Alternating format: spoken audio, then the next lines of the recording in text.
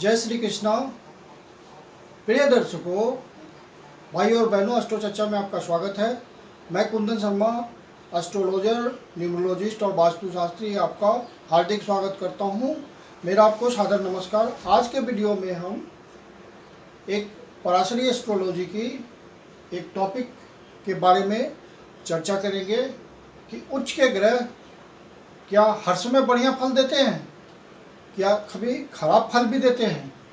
तो जनरली इसके बारे में आप जैसे देखते हैं कि सुनते हैं या देखते हैं कि कुंडली में ग्रह उच्च के पड़े हुए हैं, तो जितने ज़्यादा उच्च के ग्रह होते हैं तो आप खुश होते हैं, हम खुश होते हैं कि कुंडली में उच्च के ग्रह पड़े हुए हैं। उच्च के ग्रह स्वस्थ ग्रह होते हैं, पूरी स्ट्रेंथ होती है उनके पास, इसलिए उससे रिजल्ट की पूरी उम्मीद होती है कि ये पूरी तीव्रता से रिजल्ट देगा। अब किस राशि में और कितनी डिग्री तक ग्रह उच्च के हो जाते हैं वो मैं आपको ब्रीफली बता देता हूं। सन जो है आपका मेष राशि में, पहली राशि में 10 डिग्री तक उच्च का होता है। चंद्रमा वृष राशि में 3 डिग्री तक उच्च का होता है। मंगल मकर राशि में 28 डिग्री तक उच्च का होता है। मरकरी छठी राशि में, छठी राशि कन्या राशि होती है, 15 डिग्री तक उच्च का होता है। जुपिटर आपका कर्क राशि में 5 डिग्री तक उच्च का होता है। शुक्र मीन राशि में 27 डिग्री तक उच्च का होता है। शनि आपका तुला राशि में 20 डिग्री तक उच्च का होता है। राहु के अनुसार, कुछ विद्वानों के अनुसार राहु के केस में वृष राशि में ये 15 डिग्री तक उच्च का होता है, और कुछ विद्वानों के अनुसार मिथुन राशि में 15 डिग्री तक ये उच्च का होता है।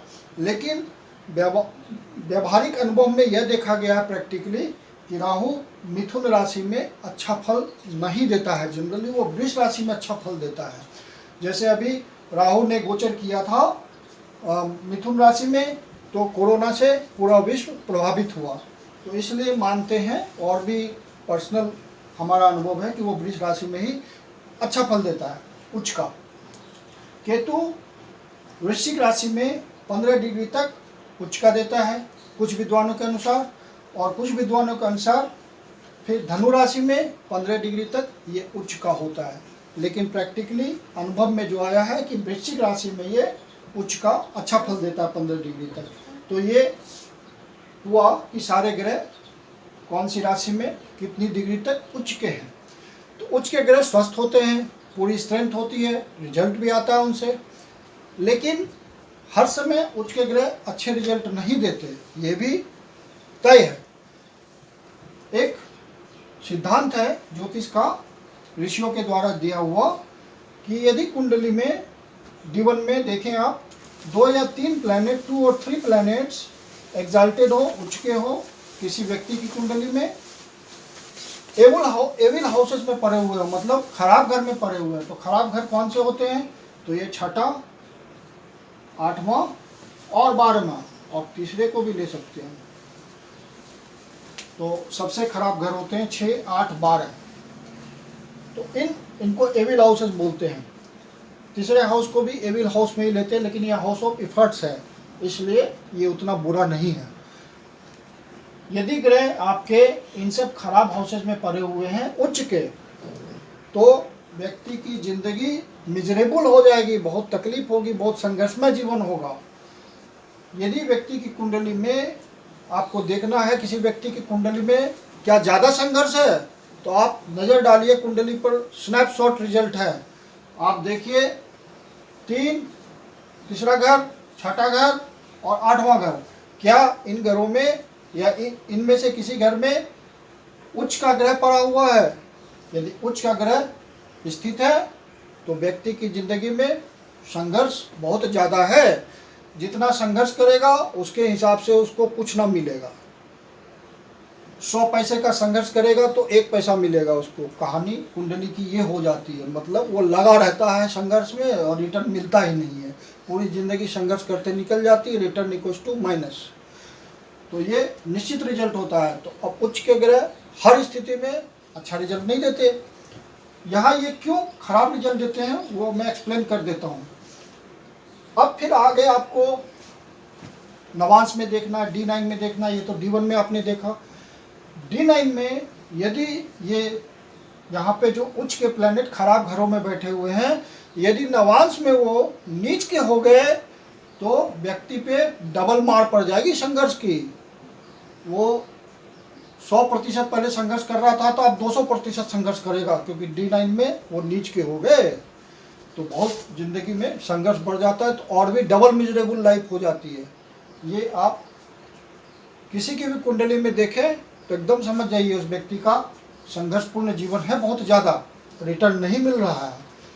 और यही मैंने लिखा है, if in debilitation in Navamsa position, तो इस योगा में व्यक्ति की लाइफ और भी मिजरेबल हो जाती है, और भी खराब हो जाती है। तो क्यों ऐसा होता है? ऐसा इसलिए होता है कि यहाँ जब नीच के उच्च का ग्रह बैठेगा, यहाँ उच्च का ग्रह बैठेगा, यहाँ उच्च का ग्रह बैठेगा, तो उच्च का ग्रह के साथ सबसे बड़ी निगेटिव बात है कि इसके पास ईगो होता है। ये अपने लेवल से नीचे नहीं गिरेगा। जैसे मंगल है तो सेनापति है, कमांडर है, तो ये सैनिक की तरह व्यवहार नहीं करेगा, ये कमांडर की तरह ही व्यवहार करेगा। मतलब इसका अपना एक लेवल है।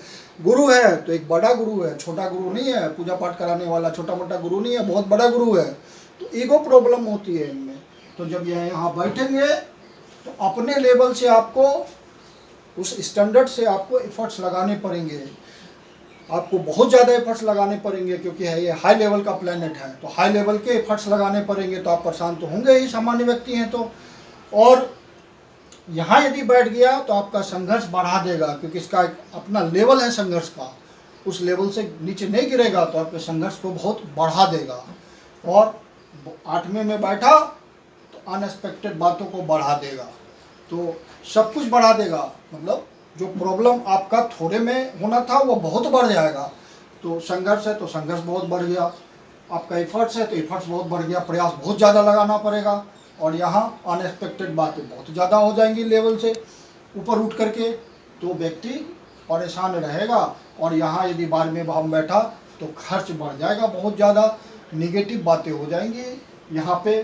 तो इस तरह से एविल हाउस में जब उच्च के ग्रह बैठते तो खराब रिजल्ट देते हैं, और यदि नवांश में वो नीच के जाके हो गए तो और भी डबल रिजल्ट हो जाएगा, खराब, प्लस प्लस डबल हो गया। तो हर समय उच्च के ग्रह अच्छा फल नहीं देते। केंद्र में बैठेंगे अच्छा फल देंगे, पंचम भाव में, नवम भाव में बैठेंगे अच्छा फल देंगे, क्योंकि ये आपका शुभ भाव है। और ज्योतिष में इन सब भावों को 6, 8, 12, इन सब भावों को, तीसरे भाव को, इन सब को उतनी पवित्रता, शुभता नहीं है। इसलिए यहाँ पे नीच के ग्रह बैठे तो बहुत बढ़िया रिजल्ट देते हैं, उच्च के ग्रह बैठे तो आपका काम खराब करेंगे, वो आपके संघर्ष को बढ़ाएंगे। मैं एक एग्जांपल से आपको समझाता हूँ, जो कि बहुत फेमस रहे अपने टाइम में, लेकिन उनको संघर्ष बहुत करना पड़ा और रिटर्न कम ही मिला उस हिसाब से।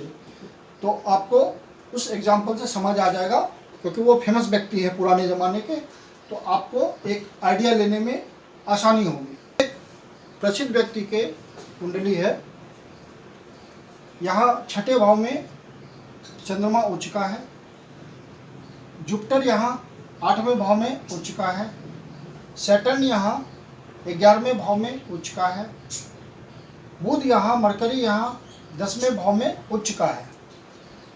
तो इनको बहुत ज़्यादा संघर्ष करना पड़ा था अपने टाइम में। ये आचार्य विनोबा भावे की कुंडली है, जिन्होंने अपने समय में भूदान आंदोलन चलाया था। जो पुराने लोग हैं वो जानते हैं विनोबा भावे जी को, वो बहुत फेमस हुए थे। और भूदान आंदोलन को, भूदान आंदोलन मतलब उन्होंने भूदान का आंदोलन चलाया था, तो उसमें अंततः सफल रहे थे बहुत हद तक। तो एक नेशनल पर्सनालिटी थे वो तो, लेकिन उनको संघर्ष बहुत ज़्यादा करना पड़ा। धन के मामले में तो वो जीरो थे, मेटेरियलिस्टिक सक्सेसफुल नहीं थे वो, लेकिन उन्होंने ख्याति प्राप्त की। अब देखिए सैटर्न आपका उच्च का है, तो सैटर्न जब 11वें भाव में बैठता है तो अच्छा रिजल्ट देता है। इन सब ने, जबकि सैटर्न को बहुत धन देना चाहिए था, बट ये इनका आंदोलन, ये दूसरे ढंग के व्यक्ति थे। तो यहाँ पे चंद्रमा उच्च का है, यहाँ पे जुपिटर उच्च का है, तो इन्होंने बहुत संघर्ष कराया इनको, जबकि ये फेमस पर्सनालिटी है। तो छोटे लोग जो सामान्य आदमी होंगे उनको कितना संघर्ष करना पड़ता होगा। तो इस कुंडली से आपको पता चल रहा है। ये उच्च के ग्रह यहाँ बैठे हुए हैं दोनों घर में, इनका काम संभाला ये कर्म स्थान में, इन सब ने बैठ करके। ये शुभ भाव है, सबसे शुभ भाव है, केंद्र सबसे बढ़िया केंद्र है, और सबसे बढ़िया त्रिकोण में सन बैठा हुआ अपनी राशि में। तो इन सब ने अच्छा रिजल्ट दिया, लेकिन इन सब ने संघर्ष को बढ़ाया इनके। तो आप जब भी किसी की कुंडली में देखो कि 6, 8, 12 ये सब खराब धर्म में, तीसरे घर में, और स्नैपशॉट रिजल्ट तो यही है कि आप कुंडली संघर्ष देखना है व्यक्ति के जीवन में कितना संघर्ष है या नहीं है। तो आप तीसरा, छठा और 8वां, ये एक स्टैंडर्ड रिजल्ट है। तीसरा हाउस, छठा हाउस, 8वां हाउस में देखो, चेक करो कि कोई ग्रह या तीनों में क्या ग्रह उच्च के बैठे हुए हैं। उच्च के बैठे हुए तो व्यक्ति के जीवन में सुपर डुपर संघर्ष हो गया, वो पूरी ज़िंदगी लगा रहेगा, आएगा कुछ नहीं, पूरी ज़िंदगी संघर्ष में बीत जाएगी उसकी। तो ये एक 100% श्योर रिजल्ट है। तो उच्च के ग्रह हर समय अच्छा रिजल्ट नहीं देते, ये साबित हुआ। आपको देखना पड़ेगा, फिर नवांश में उसकी पोजीशन चेक करनी पड़ेगी कैसा है वो। नवांश में यदि नीच का है तो रिजल्ट कम कर देता है। रिजल्ट तो आपको D1 से आना है, क्योंकि यही आपका वृक्ष है, यहीं से रिजल्ट मिलेगा। तो दोनों को कंपेयर भी करना पड़ता है, देखना पड़ता है। तो आज के वीडियो में हमने उच्च के ग्रह की चर्चा की। उच्च के ग्रह कब खराब होते हैं, कब अच्छे हो जाते हैं, तो इसका आपको अंदाज़ा लग गया। अगले वीडियो में हम कोई और अच्छा सा टॉपिक आपसे डिस्कस करेंगे। यदि आपको वीडियो अच्छा लगा तो लाइक, सब्सक्राइब और शेयर कर दीजिए, बेल आइकॉन प्रेस कर दीजिए। धन्यवाद।